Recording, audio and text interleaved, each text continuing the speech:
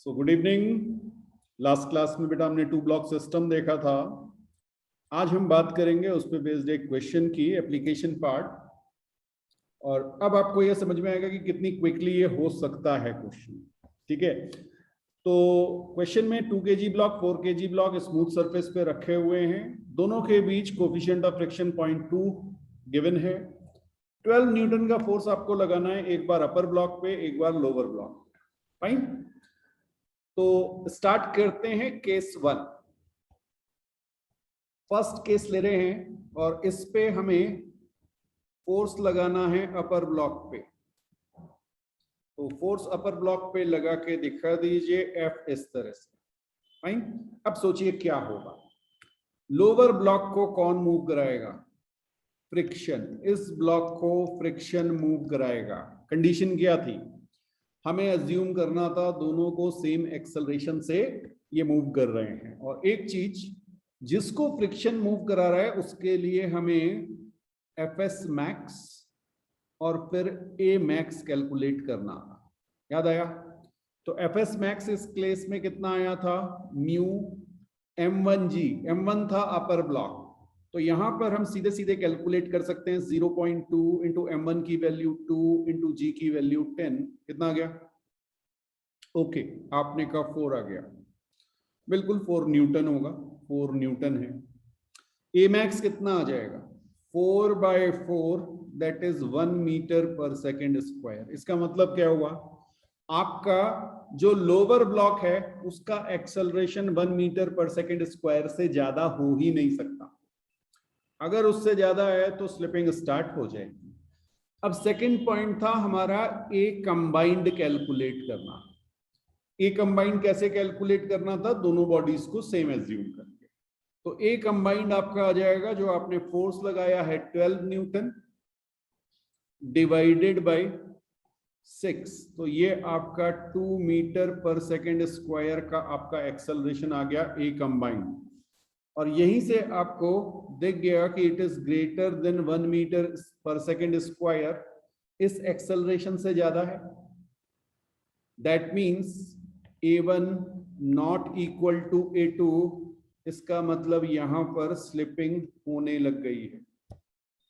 ठीक है, तो स्लिपिंग टेक्स प्लेस, और स्लिपिंग अगर हो जाएगी तो जिसको फ्रिक्शन मूव करा रहा है वो तो आपका ए मैक्स आ जाएगा, और ये आपका आ जाएगा 1 metre per second square. Check कर लीजिए एक बार, बिल्कुल सही। अब आपको कैलकुलेट करना है एक्सेलरेशन ऑफ 2 kg ब्लॉक, तो उसको आप कहेंगे F minus friction is equal to 2 into A1। ये समझ में आया?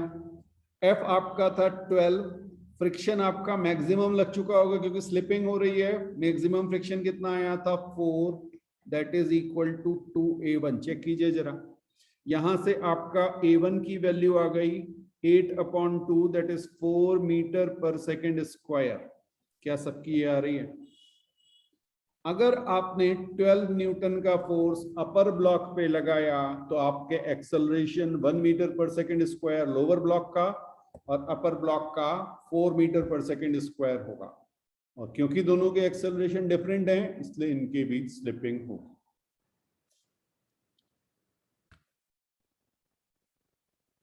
अब सेकंड पार्ट को अगर देखें बेटा, तो यहाँ पे फिर से हमारे पास 2 ब्लॉक हैं, बट अब की हमने जो फोर्स लगाया हुआ है F 12 न्यूटन का, ये हमने लगाया हुआ है लोअर ब्लॉक पे। ये 4 kg, ये 2 kg। म्यू अभी भी आपको 0.2 दिया हुआ है, लोअर सरफेस स्मूथ दी हुई है। समझ में आ गया? तो आप यहां से एफ एस मैक्स निकालेंगे दोनों सरफेसेस के बीच का, तो वो तो आपका 4 न्यूटन ही आना है, इस पे तो कोई डिफरेंस होना नहीं है।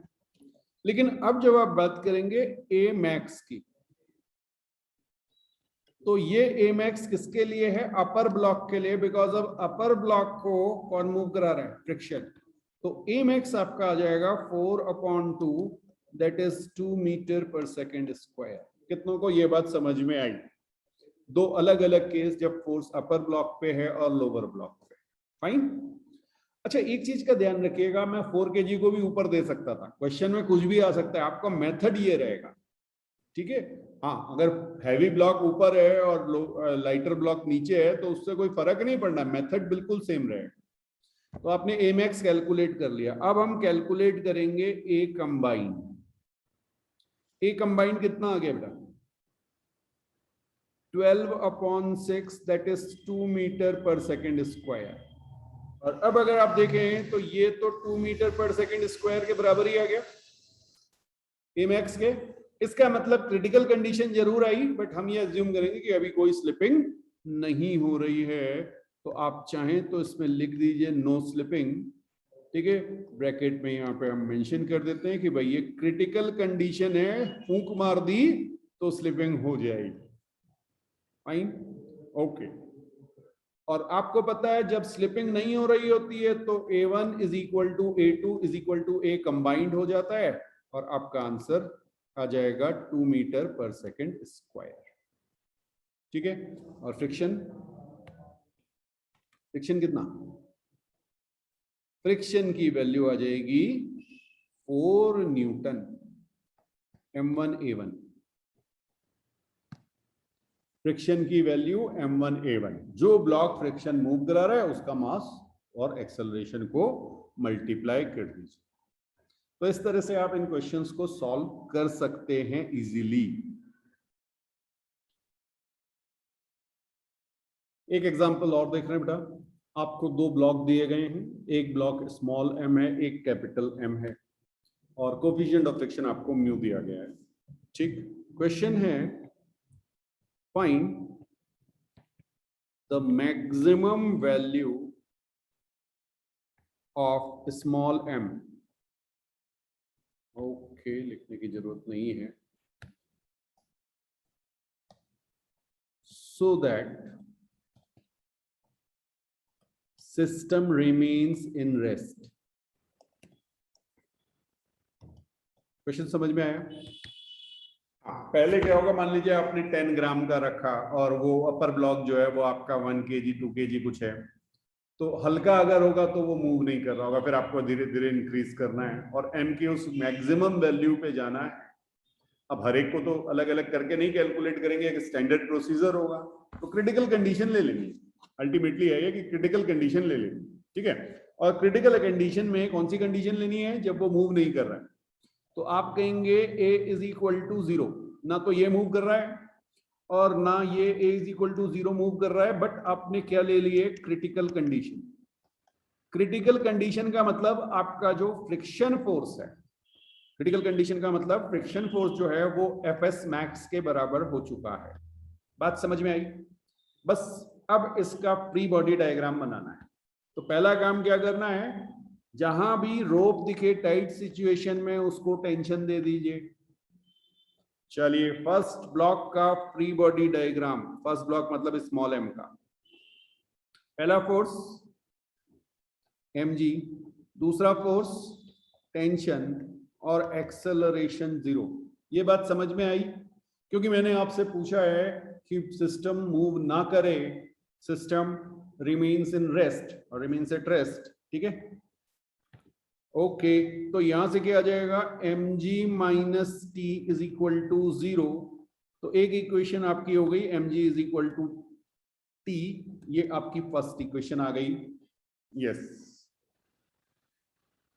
अब बिगर ब्लॉक। ओके, चलिए बिगर ब्लॉक देखें। बिगर ब्लॉक का free body diagram, first force weight, second force normal upward, third force tension इसे आगे खींचने की कोशिश करेगा और फ्रिक्शन अपोजिट लगेगा। क्यों?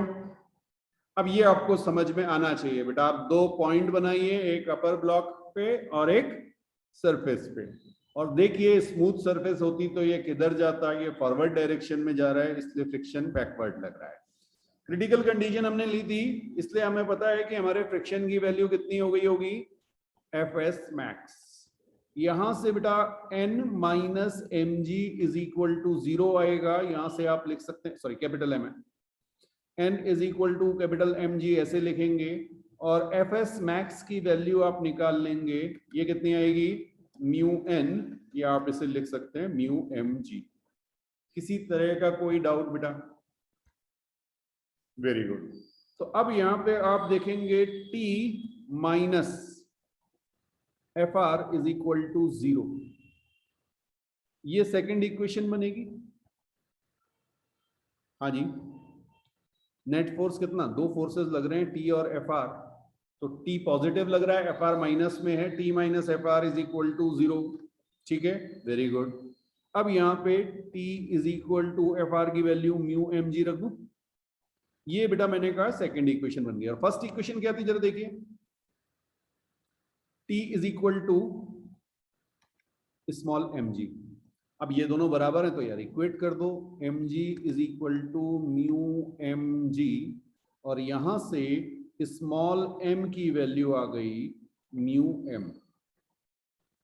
तो जब तक आपकी स्मॉल एम की वैल्यू म्यू एम से कम होगी, ये ब्लॉक मूव नहीं करेगा। तो इस तरह के स्टैंडर्ड क्वेश्चन आपको मिलते हैं। यस, ये बिल्कुल बेसिक क्वेश्चन है जो रटे हुए होने चाहिए। रटे मतलब इतनी प्रैक्टिस होनी चाहिए कि देखते ही याद आ जाए कि एम मेरा म्यू एम आता है इस केस में।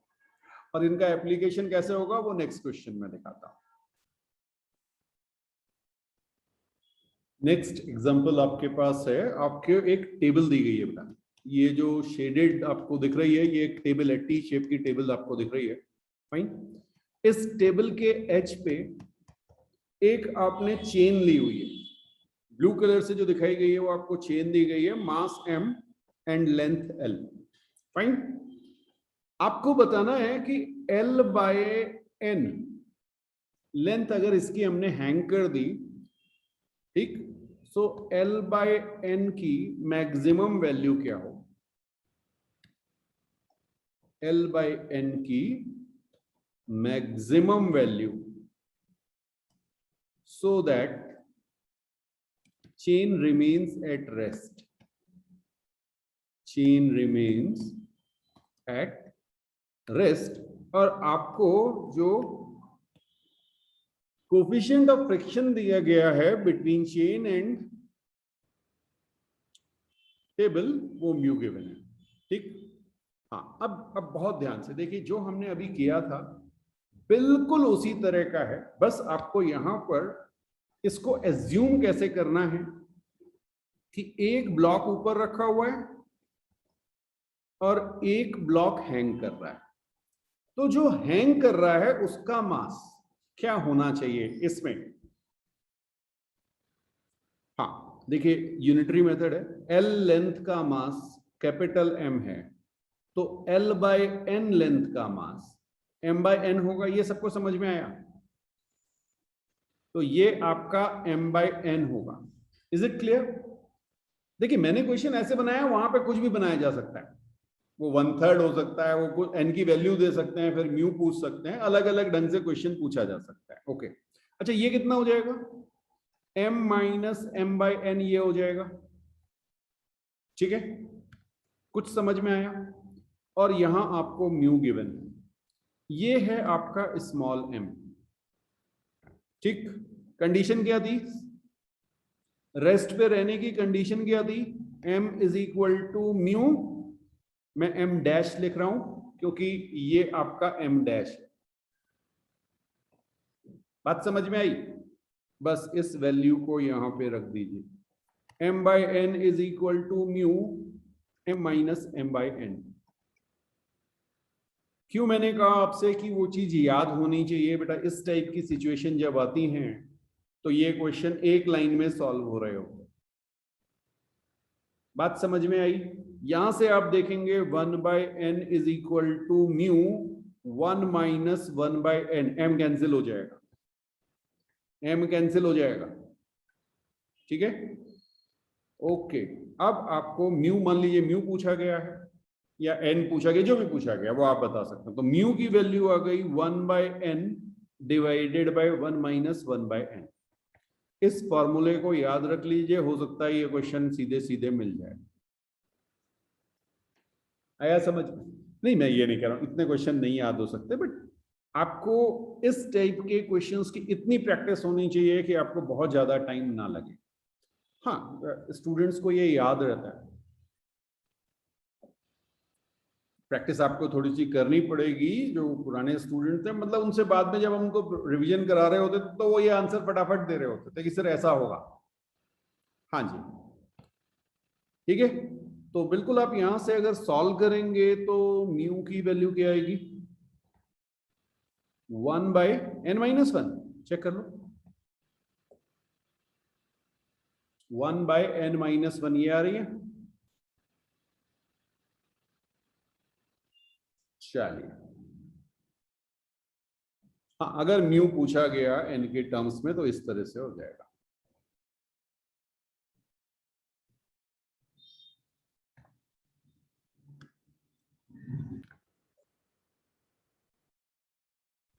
अब बेटा एक क्वेश्चन आपको और दिया है। 0.5 kg का एक ब्लॉक हैंग कर रहा है और 1 kg के ब्लॉक सरफेस पे रखे हुए हैं।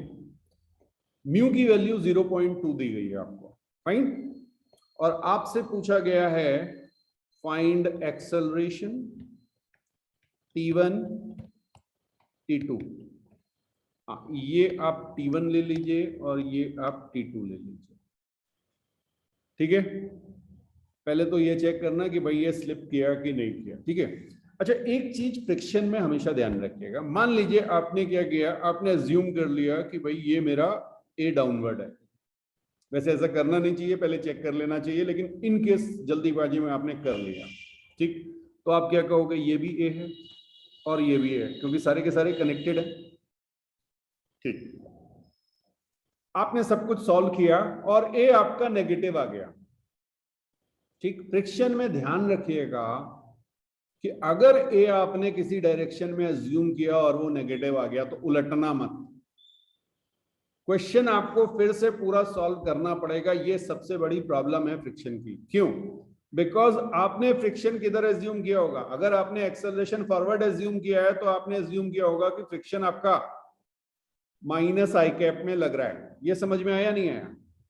माइनस आई कैप मतलब फ्रिक्शन इधर लग रहा होगा दोनों ब्लॉक पे। लेकिन अगर आपका एक्सेलरेशन नेगेटिव आ गया तो आपको क्या करना पड़ेगा? फ्रिक्शन को अपोजिट डायरेक्शन में एज्यूम करना पड़ेगा, ठीक है। तो ये नहीं कि खाली आपने कहा एक्सेलरेशन नेगेटिव आ गया मतलब ये उल्टा चल रहे होंगे, वो चल ही नहीं सकते। यहाँ पे सोच लो, ये आगे तो जा नहीं सकता ना। तो नेगेटिव एक्सेलरेशन अगर आपका कभी भी फ्रिक्शन के केस में आ जाए तो क्वेश्चन को रिवर्स डायरेक्शन में एक्सेलरेशन एज्यूम करके अगर पॉसिबिलिटी है तो सॉल्व कीजिए, ठीक। अच्छा, यहाँ पे मान लीजिए मैं ए एक्सेलरेशन लेके सॉल्व कर रहा हूं। देख लेते हैं, अगर ए नेगेटिव आ गया तो ये मूव नहीं कर रहे होंगे, ये कंफर्म, ठीक है। चलिए, तो फर्स्ट ब्लॉक हमने देखा 0.5 kg वाला। सो 0.5 g फोर्स इधर लगा, T1 ऊपर लगा, एक्सेलरेशन डाउनवर्ड आया। इक्वेशन क्या बनी? 0.5 g minus T is equal to 0.5 a। First equation ये सबकी बन गई, चेक कीजिए।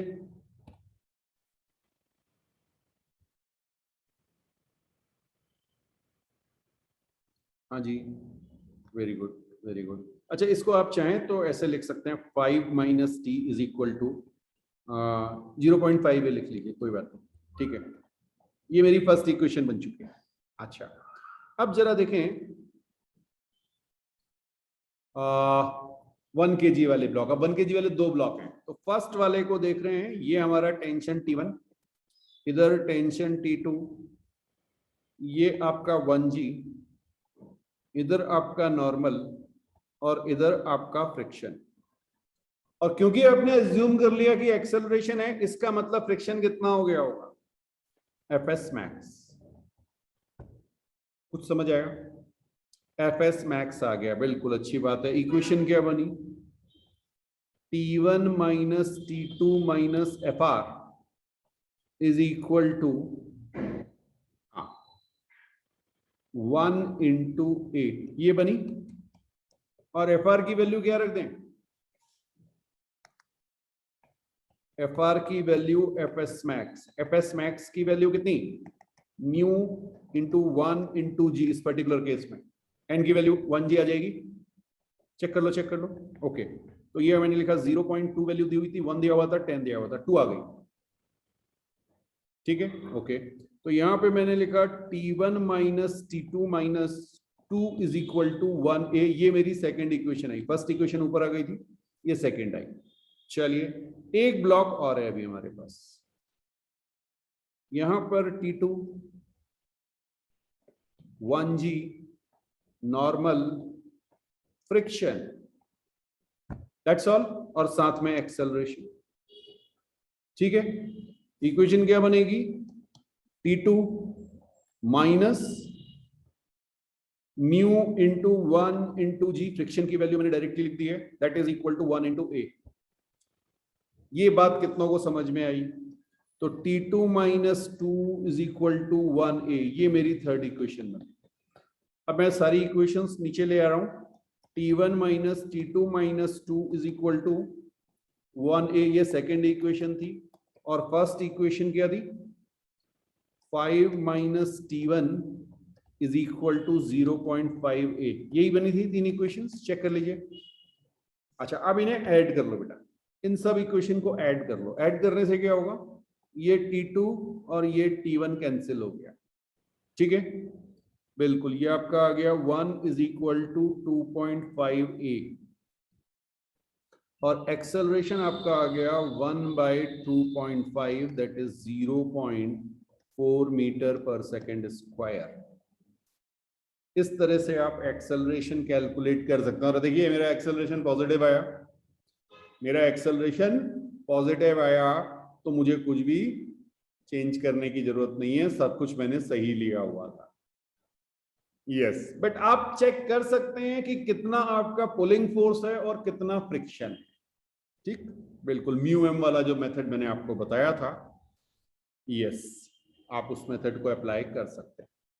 अच्छा, अब यहां से टेंशन आपको निकालना है, तो क्या करेंगे? 5, अच्छा T2 निकाल ले पहले। चलिए फर्स्ट इक्वेशन से T2 निकाल लेते हैं। T2 क्या है? इक्वेशन है हमारी T2 is equal to 2 plus 1 into a, तो ये हमारा हो जाएगा 2.4 न्यूटन। चेक कर लो। और T1 आपका आएगा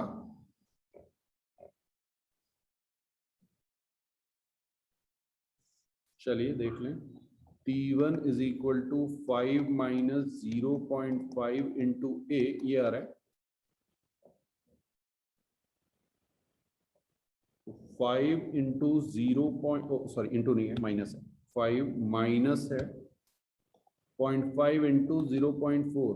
ओके, तो ये कितना हो गया? 2 नहीं, 0.2 आएगा। 5 माइनस 0.2, 4.8 आ रहा है। 4.8 न्यूटन T1 आ रहा है, एक्सेलरेशन 0.4 है, और 3 आंसर ये रहे आपके। चेक कर लीजिए एक बार, आपके एंड पे आए नहीं आए।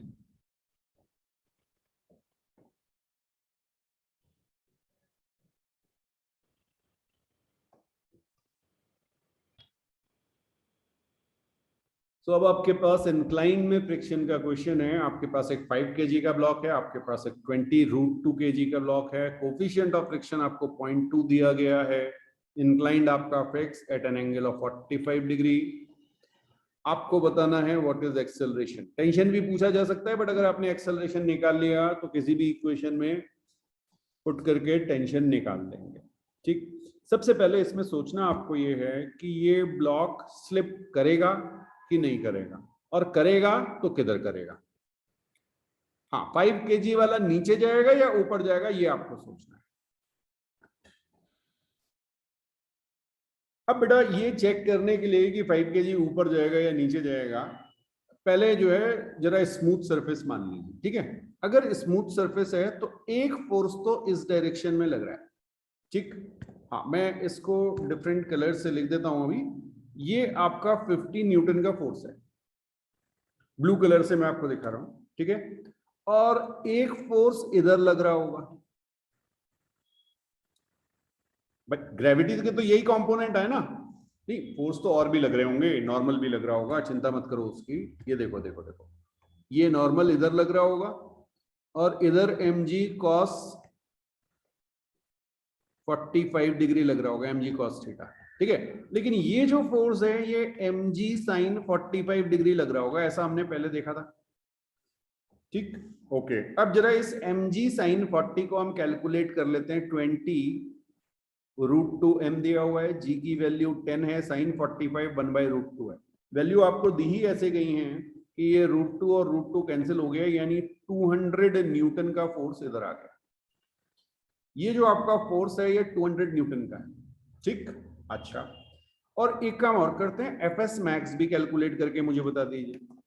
एफएस मैक्स क्या होगा, म्यू एन, एन कितना है यहाँ पर, mg cos 45, तो बिल्कुल यहां पे मैं लिख दे रहा हूं म्यू mg cos 45, ठीक है। तीन चीजें आपको कैलकुलेट करनी पड़ेंगी, तभी आप ये आगे सॉल्व कर पाएंगे। ये वैसे भी रिक्वायरमेंट है, बिना इसके तो गाड़ी चलनी नहीं। चलिए, म्यू mg cos 45 ये आपका हो गया 0.2 इंटू 20√2 इंटू 10 इंटू 1/√2, ठीक है। 1/√2 cos 45 से है, √2 और √2 कैंसिल हो गया, तो ये आपका 200 इंटू 0.2 यानी 40 न्यूटन का फोर्स आ गया, जो हमारे पास एफएस मैक्स है। अब सोचो, मैंने आपसे कहा कि एक ब्लॉक को आप इधर से खींच रहे हैं 200 न्यूटन से, ऐसे करके इधर है, यहां से आप खींच रहे हैं 50 न्यूटन से। कुछ समझ में आया? अभी स्मूथ एज्यूम कीजिए, अभी स्मूथ एज्यूम कीजिए, ये किधर जाएगा? आपने कहा ये इधर जाएगा, बिल्कुल सही बात। लेकिन जैसे ये इधर जाएगा तो इस पे फ्रिक्शन इस डायरेक्शन में कितना लगेगा, 40। अब चेक कर लो, इस डायरेक्शन के फोर्स 200 हैं और अपोजिट डायरेक्शन में 40 और 50 है। इसका मतलब ये 200 kg वाला ब्लॉक डाउनवर्ड और 5 kg वाला ब्लॉक अपवर्ड जाएगा। कितनों को ये बात समझ में आ गई? ठीक है, तो इस तरह से आप चेक करते हैं कि नेट फोर्स मेरा किधर लग रहा है। ओके, अब बिल्कुल आप प्री बॉडी डायग्राम से तो कर ही सकते हैं। प्री बॉडी डायग्राम पे अब आपने कहा कि भाई ये मेरा एक्सेलरेशन अपवर्ड है, मैं यहाँ टेंशन टी लिख दे रहा हूँ। इक्वेशन क्या बनेगी, t minus 50 is equal to 5a, ये मेरी फर्स्ट इक्वेशन बन गई। देखिए मैंने डायरेक्टली बना दी, बट अगर आप इसको प्री बॉडी डायग्राम बनाते तो कुछ ऐसा बनाते। ब्लॉक का 5g डाउनवर्ड एक वेट लग रहा है, टेंशन अपवर्ड लग रहा है और एक्सेलरेशन अपवर्ड है, तो t माइनस 5g को मैंने 50 लिखा है, तो t minus 50 is equal to 5a, ये सबकी इक्वेशन बनी। बहुत बढ़िया। अब देखिए ये जो 20√2 वाला है, इसमें एक फोर्स इधर 20√2 इंटू जी की वैल्यू 10 रखी इंटू cos 45 1/√2 रख दिया, और एक फोर्स इधर ये आपका 20√2 जी की वैल्यू 10 sin 45 की वैल्यू 1/√2, ये हम पहले कैलकुलेट कर चुके हैं, 200 आएगा, ठीक। तो यहां से आपके नॉर्मल की वैल्यू,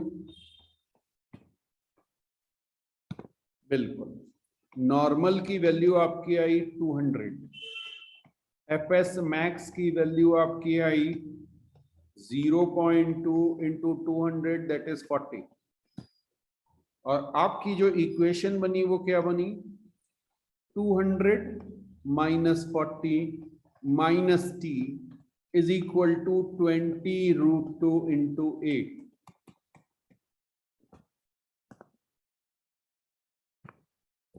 क्लियर? तो t minus 50 is equal to 5a, दोनों इक्वेशन को ऐड कीजिए, टेंशन टेंशन कैंसिल हो जाएगा, 200 माइनस 90 कितना आ गया, 110 is equal to 20√2 plus 5a, ऐसा कुछ आ रहा है, ठीक। तो एक्सेलरेशन आपका आ गया 110 डिवाइडेड बाय 20√2 प्लस 5। हाँ ऑड सा आया क्योंकि मैंने रैंडम वैल्यू ली थी। मैं बाकी जगह कैलकुलेशन में आपको टाइम वेस्ट नहीं कराना चाहता था, जहां पे आपका cos 45 वो सारी वैल्यूज आपकी इजी आ गई थी ना, बस लास्ट में आया तो बस आप इसको ऐसे इतना मीटर पर सेकंड स्क्वायर लिख दीजिए, आंसर हो। हाँ, मेरा पर्पस ये था कि आपको ये समझ में आए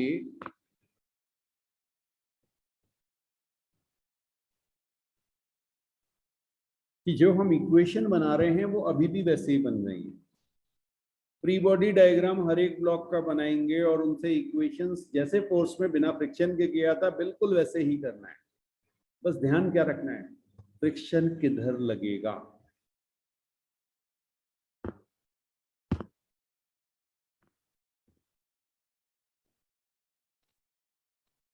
बेटा एक क्वेश्चन लिखिए, ग्राफ है बेसिकली, ओके। हाँ, graph between F applied and friction।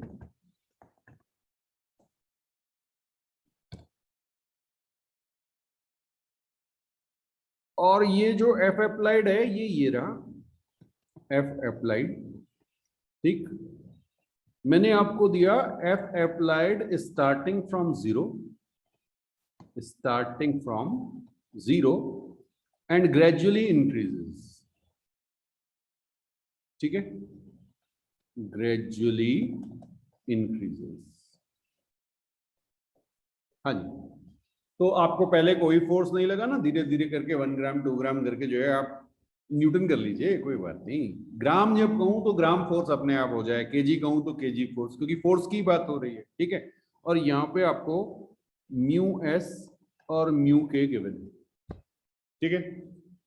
तो आपको यहां तो दिखाना है एफ अप्लाइड और इधर आपको दिखाना है फ्रिक्शन, ठीक। ये ग्राफ समझना है आपको, कैसा ग्राफ बनेगा। तो पहले मैं आपको ग्राफ बना के दिखा दूं, फिर इसको समझाते हैं। तो ये ग्राफ कुछ आपका इस तरह से जाएगा,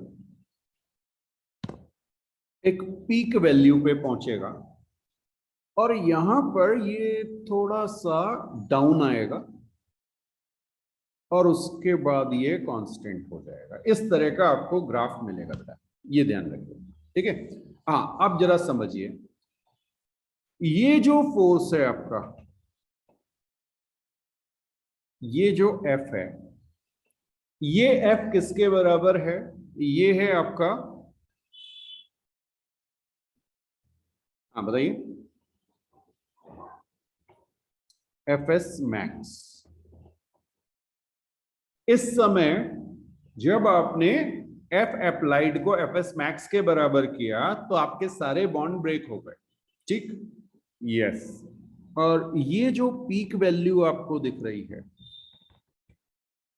ये पीक वैल्यू, ये भी है आपकी म्यू एस एन के बराबर, जिसे आप कहते हैं Fs मैक्स, ठीक है, यस। Fs मैक्स भी आपका म्यू एस एन है। हाँ, ये जो वैल्यू कम हो गई, ये है आपकी mu k N, mu k N. और म्यू के एन आपको पता है ये फिक्स होती है, ठीक। चलिए, अब ये जो मैं ब्लू कलर से आपको लाइन दिखा रहा हूं ना, ये है आपकी स्टैटिक सिचुएशन। इस समय आपका लग रहा है स्टैटिक फ्रिक्शन, बात समझ में आई? हाँ, और अब मैं आपको ग्रीन कलर से जो दिखा रहा हूं ये आपका है काइनेटिक फ्रिक्शन। ये बॉडी मूव करने लग गई, ध्यान रखिएगा बेटा, ये आपका काइनेटिक फ्रिक्शन, ये कांस्टेंट रहेगा। और स्टैटिक फ्रिक्शन जो है उसकी वैल्यू 0 से लेके म्यू एस एन तक कुछ भी हो सकती है, फाइन। तो अब हमें ध्यान रखना है कि हमारे पास जो स्टैटिक फ्रिक्शन है, स्टैटिक फ्रिक्शन, ये हमारा हमेशा एफ एस जो है ये 0 से म्यू एस एन तक होगा। 0 इंक्लूड किया हुआ है, क्यों? आपने कोई अप्लाइड फोर्स नहीं लगाया तो कोई फ्रिक्शन नहीं लग रहा होगा, समझ में आ गया? हाँ, क्रिटिकल कंडीशन को अभी मैंने काउंट नहीं किया हुआ है। और काइनेटिक फ्रिक्शन की जब हम बात करेंगे, काइनेटिक फ्रिक्शन की, तो ये हमारे पास एफ के आएगा और एफ के is equal to mu k N होगा, इसकी वैल्यू चेंज नहीं होती। और म्यू एस एन जब फ्रिक्शन इसके बराबर होगा तो इसे आप कहेंगे क्या, critical condition. Critical condition.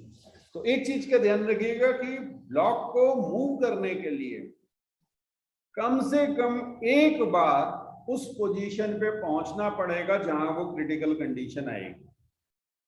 Rest पे अगर है तो वो तब तक मूव नहीं करेगा जब तक म्यू एस एन नहीं हो। हाँ, अगर म्यू के एन अलग से दिया हुआ है तो ऊपर जाने के बाद फिर वो वैल्यू डाउन आएगी, इसीलिए एक सडन जर्क लगता है और एक एक्सेलरेशन आ जाता है सडनली, वो ग्रेजुअल इंक्रीज नहीं होता है एक्सेलरेशन। फाइन। अच्छा, कई बार एग्जाम में क्या करते हैं, कह देते हैं mu s is equal to mu k, mu s is equal to mu k. ये हमने आपको बताया था जब कुछ भी मेंशन नहीं किया जाता है। तो अब ग्राफ कैसा बने, सोचिए। हाँ, आराम से आराम से, टेक योर टाइम।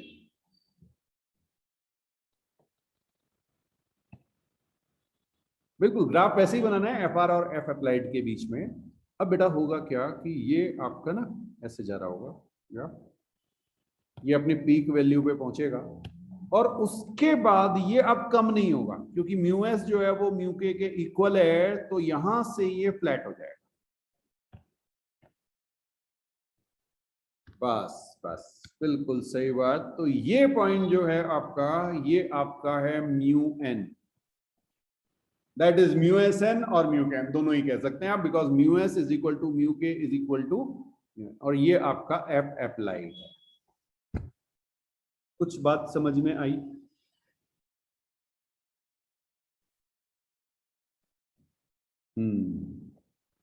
यहां पे फ्रिक्शन, ये ग्रीन कलर की लाइन काइनेटिक के लिए, हाँ एक मिनट, ये रही, ये काइनेटिक और ये स्टैटिक।